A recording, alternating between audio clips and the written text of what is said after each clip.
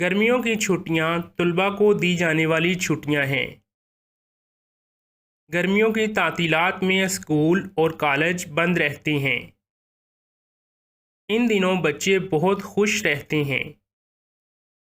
گرمیوں کی چھٹیاں دادا دادی کے گھر جانے کا وقت ہوتا ہے۔ بچے گرمیوں کی چھٹیاں تفریح اور کھیل کود میں گزارتے ہیں۔ کچھ بچے گرمیوں کی چھٹیوں میں اسٹڈی اکیڈمیوں میں شامل ہوتے ہیں۔ طلباء کو گرمیوں کا ہوم ورک مکمل کرنے کے لیے دیا جاتا ہے۔